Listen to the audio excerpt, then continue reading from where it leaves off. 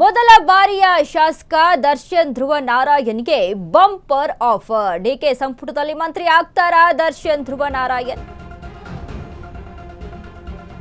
ಮೊದಲ ಬಾರಿಯ ಶಾಸಕ ದರ್ಶನ್ ಧ್ರುವ ನಾರಾಯಣ್ಗೆ ಬಂಪರ್. ಡಿಕೆ ಸಂಪುಟದಲ್ಲಿ ಮಂತ್ರಿ ಆಗ್ತಾರಾ ದರ್ಶನ್ ಧ್ರುವ ನಾರಾಯಣ್? ದರ್ಶನ್ ಧ್ರುವ ನಾರಾಯಣ್ರನ್ನ ಮಂತ್ರಿ ಮಾಡಪ್ಪ ದೇವ್ರೆ ಅಂತ ನಂಜನಗೂಡು ಶ್ರೀ ಕಂಠೇಶ್ವರನ ಮೊರೆ ಹೋದ ಬೆಂಬಲಿಗರು. ಶ್ರೀ ಕಂಠೇಶ್ವರ ಮತ್ತು ಪಾರ್ವತಿ ಅಮ್ಮನವರಿಗೆ ವಿಶೇಷ ಪೂಜೆಯನ್ನ ಸಲ್ಲಿಸಿದ್ದಾರೆ.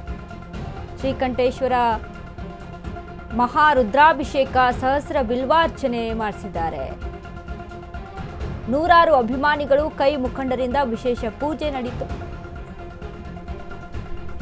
ಮೊದಲ ಬಾರಿಯ ಶಾಸಕ ದರ್ಶನ್ ಧ್ರುವ ನಾರಾಯಣ್ಗೆ ಬಂಪರ್ ಆಫರ್.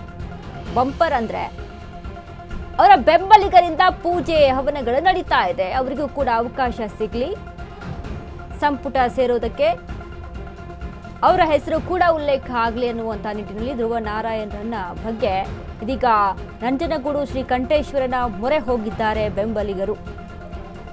ಶ್ರೀ ಕಂಠೇಶ್ವರ ಮತ್ತು ಪಾರ್ವತಿ ಅಮ್ಮನವರಿಗೆ ವಿಶೇಷ ಪೂಜೆಯನ್ನ ಸಲ್ಲಿಸಿದ್ದಾರೆ. ಹೋಮ ಹವನಗಳನ್ನ ಮಾಡಿಸಿದ್ದಾರೆ.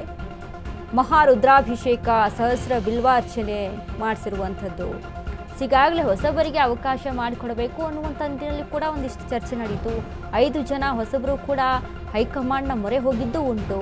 ಅದ್ರ ಜೊತೆಗೆ ಹಿರಿಯ ಶಾಸಕರಿಗೆ ಅವಕಾಶ ಮಾಡಿಕೊಡಬೇಕು ಅಂತ ಚರ್ಚೆ ಆಗಿದ್ದು ಉಂಟು.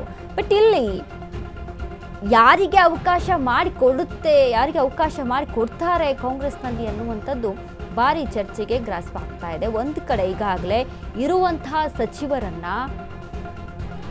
ಈಗ ಸದ್ಯಕ್ಕೆ ಏನು ಸಚಿವ ಸ್ಥಾನವನ್ನ ಕೊಟ್ಟಿದ್ರಲ್ಲ, ಮಾಜಿ ಸಚಿವರು ಯಾರ್ಯಾರಿದ್ರಲ್ಲ ಅವ್ರಿಗೆಲ್ರಿಗೂ ಕೂಡ ಎಲ್ಲರನ್ನೂ ಕೂಡ ಕೈ ಬಿಡುವಂತ ಪರಿಸ್ಥಿತಿಯಲ್ಲಿ ಕಾಂಗ್ರೆಸ್ ಇಲ್ಲ.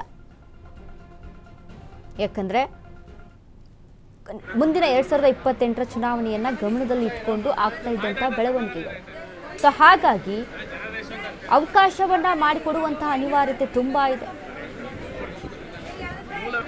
ಇದು ಹೊಸಬರ ರೀತಿಯಲ್ಲಿ ನಾವು ಗಮನಿಸಿ ನೋಡೋದಾದ್ರೆ ದರ್ಶನ್ ಧ್ರುವ ನಾರಾಯಣ್ ನಂಜನಗೂಡು ಶ್ರೀ ಕಂಠೇಶ್ವರನಿಗೆ ಅವರ ಬೆಂಬಲಿಗರು ಪೂಜೆಯನ್ನ ಸಲ್ಲಿಸಿ ಪ್ರಾರ್ಥನೆಯನ್ನ ಮಾಡ್ಕೊಂಡಿದ್ದಾರೆ, ಅವಕಾಶ ಸಿಗ್ಲಿ ದರ್ಶನ್ಗೆ ಅಂತ.